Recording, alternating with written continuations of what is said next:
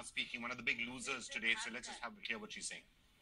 उत्तर प्रदेश व उत्तराखंड राज्य के चुनाव परिणाम बहुत ही ज्यादा चौंकाने वाले हैं तथा किसी के भी गले के नीचे से उतरने वाले नहीं हैं।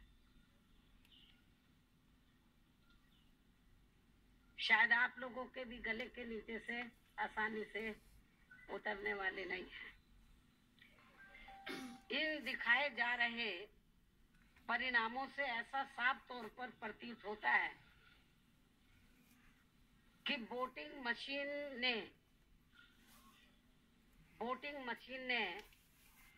बीजेपी के सिवाय किसी दूसरी पार्टी के वोट को स्वीकार ही नहीं किया है, अधिकांश स्वीकार ही नहीं किया है, या फिर अन्य पार्टियों के वोट भी बीजेपी के ही खाते में चले गए।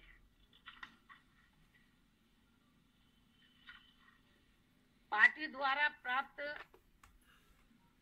रिपोर्टों के मुताबिक, जो मुझे रिपोर्ट मिल रही है, तो पार्टी द्वारा प्राप्त रिपोर्टों के मुताबिक मुस्लिम बाहुल्य इलाकों में भी ज्यादातर वोट बीजेपी को ही चले गए हैं,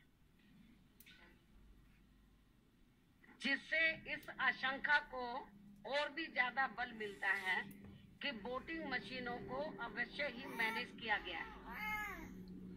आप लोगों को ये मालूम है कि जिस भारतीय जनता पार्टी ने उत्तर प्रदेश में, जहां मुस्लिम समाज का जो वोट है 18 और 20% के करीब है, जिस भारतीय जनता पार्टी ने एक भी टिकट मुस्लिम को ना दिया हो, इसके बावजूद भी मुस्लिम बहुल्य इलाकों में मुस्लिम समाज का वोट बीजेपी को चला जाए, क्या आप लोगों के गले के नीचे से ये उतर रहा है? हमारी पार्टी के लोगों के, मैं समझती हूँ कि पूरे दुनिया में भी यदि ये बात उनके सामने रख दी जाए तो उनके गले के नीचे से नहीं उतरेगी। सन 2014 के लोकसभा आम चुनाव के समय में भी, खासकर उत्तर प्रदेश के चुनाव परिणाम के संबंध में भी इसी प्रकार की आशंका जताई गई थी। जब इनको 73 सीटें मिली थी, इसी प्रकार की आशंका सन 2014 में भी जताई गई थी कि वोटिंग मशीनों में जरूर गड़बड़ी की गई है, जिसके बिना बीजेपी के पक्ष में ऐसा खास चुनाव परिणाम बिल्कुल भी संभव नहीं हो सकता था सन 2014 में भी। और इतना ही नहीं, बल्कि उत्तर प्रदेश में वोटिंग मशीन के संबंध में ये चर्चा आम रही है कि बटन कोई भी दबाया जाए, वोट बीजेपी के कमल पर ही जाएगा, परंतु उस समय इन बातों पर ज्यादा ध्यान नहीं दिया गया, जबकि चुनाव आयोग के सामने बार बार इस मुद्दे को उठाया गया है। ऐसी ही शिकायत अभी हाल ही में हुए महाराष्ट्र नगर पालिका चुनाव में भी वोटिंग मशीन में गड़बड़ी के संबंध में की गई थी। इस संबंध में दिनांक 6 मार्च सन 2017 को वोट पड़ने, आखिरी चरण के वोट से पहले, इस संबंध में दिनांक 6 मार्च सन 2017 को 7वें व अंतिम चरण के मतदान से एक दिन पहले मेरी आयोजित, यानी कि जो चुनाव प्रचार खत्म होना था, तो एक दिन पहले मेरी आयोजित प्रेस कॉन्फ्रेंस में भी इसी प्रकार का सवाल, आपको याद होगा, इसी प्रकार का सवाल एक पत्रकार द्वारा सभी पत्रकारों के समक्ष मुझसे पूछा गया था, किया गया था, और आप लोग इस बात के गवाह हैं। और मेरे ख्याल उसी जहाँ ये सामने खड़े हैं, इधर ही एक पत्रकार था, शायद पहली बार आप लोगों ने देखा था, उसने टोपी सर के ऊपर लगाई हुई थी, तो आखिरी चरण वाले में, हाँ, टोपी लगाई हुई थी उसने, और जहाँ उधर वो खड़ा हुआ था, जब सवाल जवाब हो रहे थे, आपको याद होगा, तो को क्या मालूम था कि सचमुच वो सही बोल रहा है? ये तो आज मालूम पड़ा जब रिजल्ट आ रहा है। जब उसने वो सवाल मेरे से पूछा कि जो मैं आज एलिगेशन लगा रही हूँ, तो वो सवाल जब उसने कहा था कि भाई आपका जो वोट है वो तो आपकी पार्टी के लोगों का या दूसरी पार्टी का, वो तो कमल पे ही जा रहा है।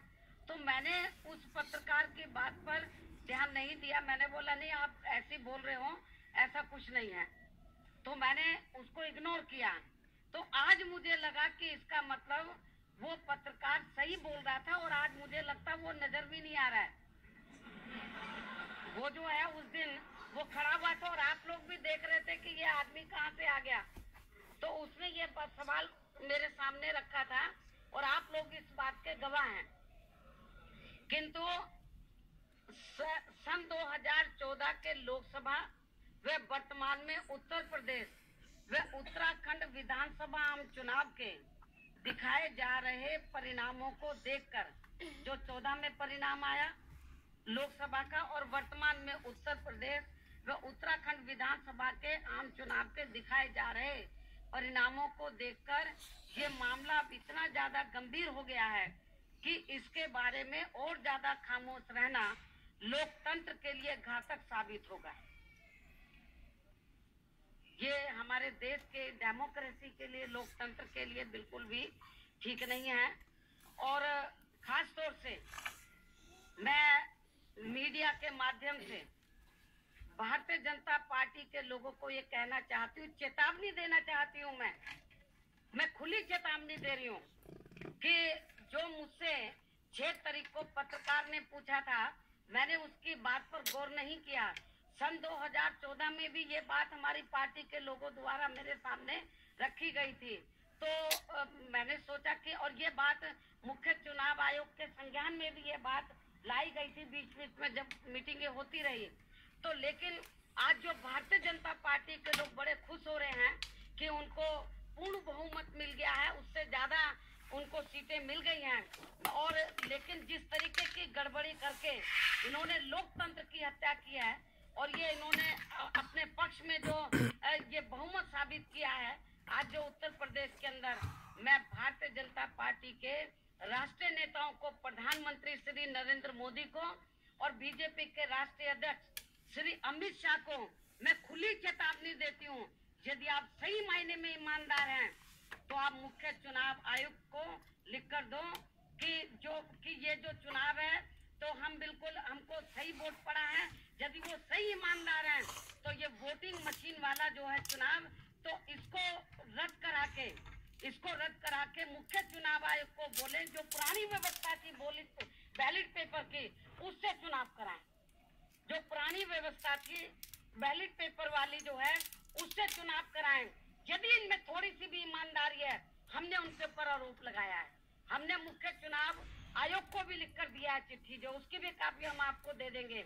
यदि उनमें थोड़ी सी भी ईमानदारी है और वो कहते कि नहीं हमारे पक्ष में वोट पड़ा है, तो उनको घबराना नहीं चाहिए। फिर उनको बैलेट पेपर के माध्यम से, जो पुरानी व्यवस्था थी, उस माध्यम से चुनाव कराना चाहिए। दूध का दूध और पानी का पानी सामने आ जाएगा, यदि उनमें थोड़ी सी भी ईमानदारी है तो। और यदि वो नहीं कराते हैं तो समझ लो, जो उस पत्रकार ने 6 तारीख को मेरे से सवाल पूछा था, और सन 2014 में भी ये बात हमारी पार्टी के लोगों ने मेरे संज्ञान में डाली थी, तो लेकिन हमने ज्यादा गौर नहीं किया। लेकिन जिस तरीके के जो रिजल्ट आ रहे हैं, और खासतौर से मुस्लिम बहुल्य इलाके में बीजेपी को वोट निकल रहा है, तो ये तो बड़े गंभीरता से सोचने वाली बात है। और ये लोकतंत्र के लिए ये ठीक नहीं हो रहा है। और इस मामले को मैं ये समझती हूँ कि बहुजन समाज पार्टी नहीं, पूरा विपक्ष, पूरा अन्य पार्टियां भी इस मामले को जरूर गंभीरता से लेंगी, नहीं तो लोकतंत्र नाम की चीज अपने इंडिया में रहेगी नहीं। आपको मालूम है कि हम